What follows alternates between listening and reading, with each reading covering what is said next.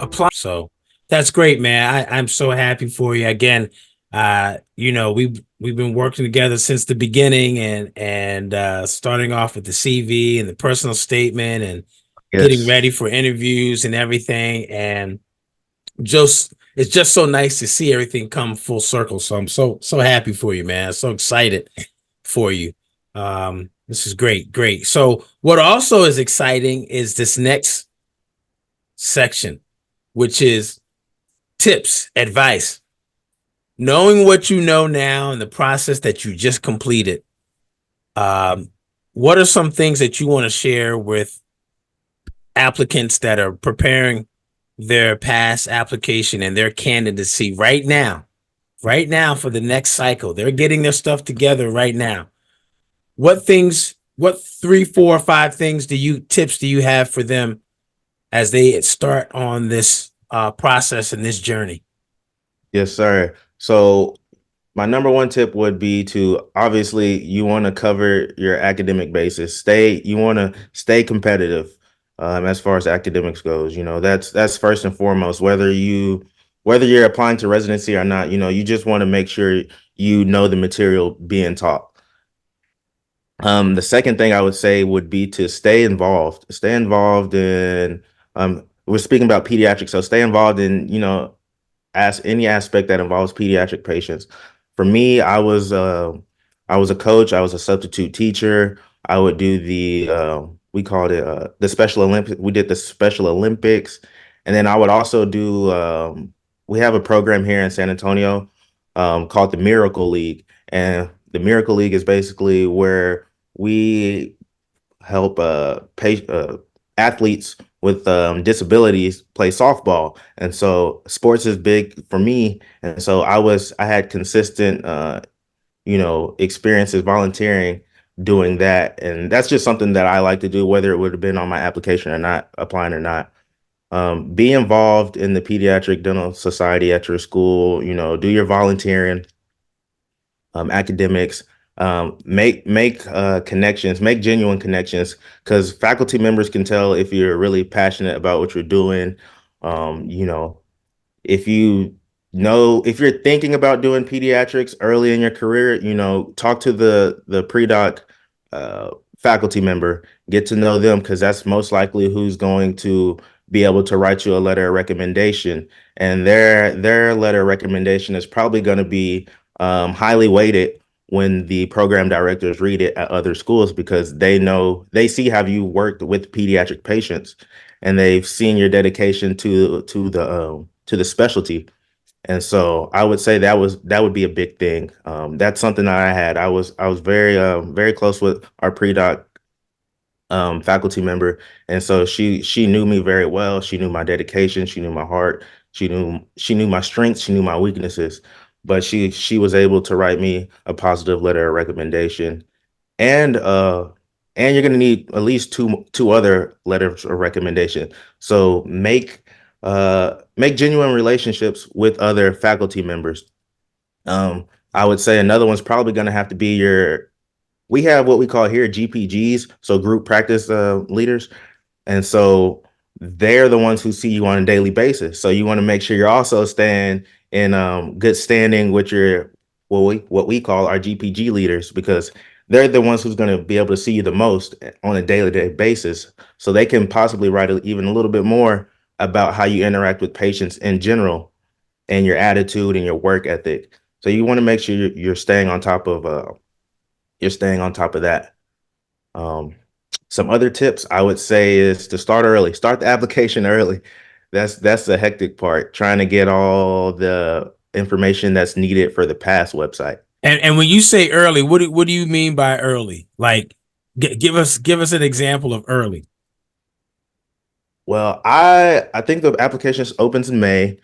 I was asking my faculty members for letters of rec in July. Some people might consider that late, but I was asking for July. I started in July because it's still going to take them some time to actually, get it done. I had some friends who were asking, and it took some of the people that they were asking up until the day that some of their deadlines were due. And you don't want to be in that situation. So if you can in June, May, June, July. As soon as the application, you can even ask them before the application is open for the letters of rec, honestly. But there are other aspects on the application that you need. Start your CV.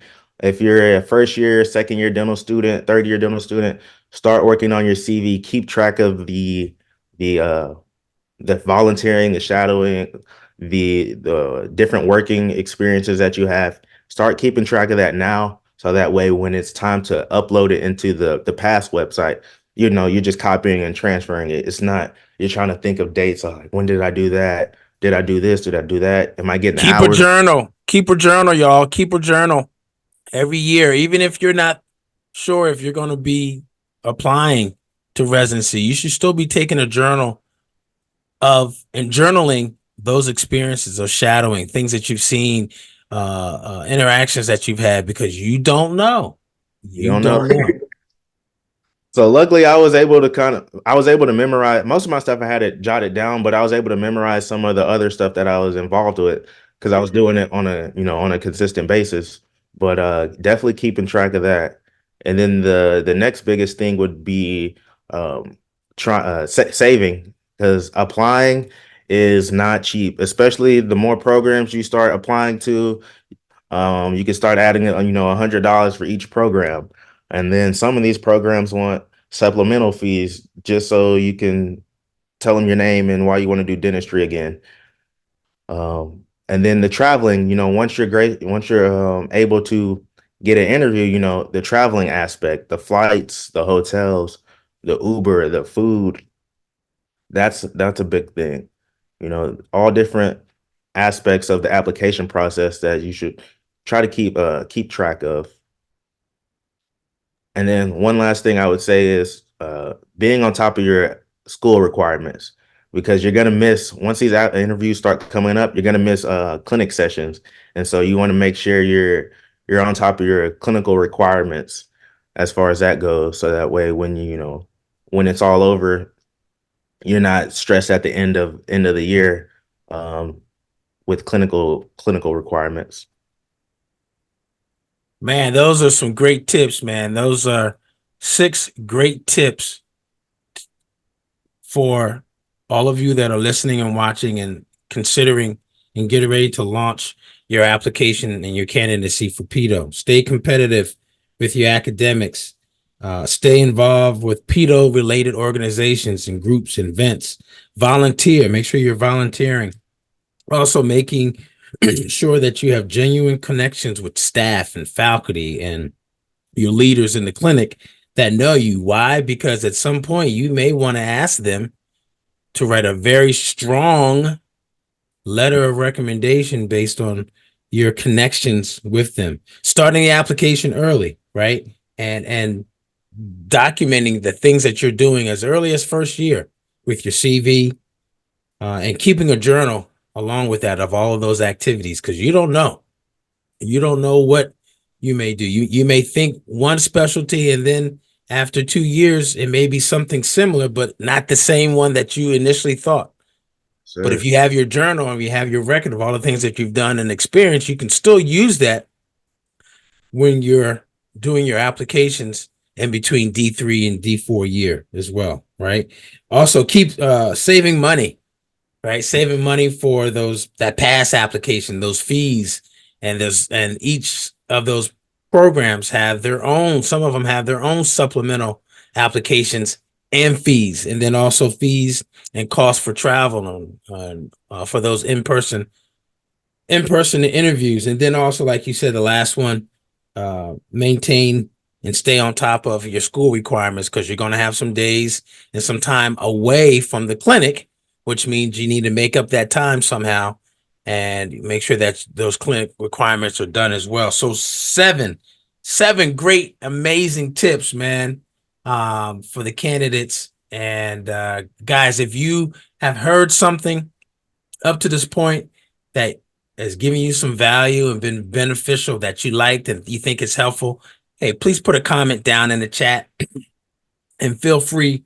to sponsor the channel, because this information hopefully will help you in your journey as well. So if something that student Dr. Patrick said or I said was helpful, put yes, thank you in the chat, or yes, very helpful down in the chat and in the comments as well. Okay.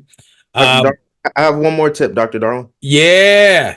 Share with them. The next tip I want to share with you is, if you're watching this video, go ahead and click like you said, click the link, book your session to with Dr. Darwin.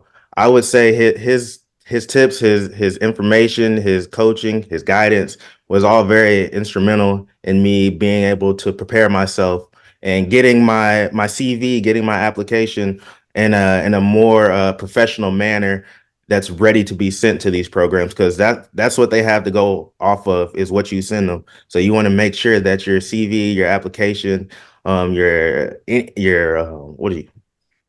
Y dentistry um, uh, letter is professional and ready, because that, like I said, that's all they have to go off of. So if that's not, attention grabbing, that doesn't hold them and make them want to bring you in, there's really nothing else you can do at that point. So you want to make sure that's on top. That's A1. So like I said, I would, reach out to Dr. Darwin to get into dental residency headquarters, and speak with him about different options that you can use, so that way you can best be prepared and have the best chances of getting into your residency of choice. Hey, I've heard no lies. I've heard no lies spoken here. Say less. Go down to the link down here below.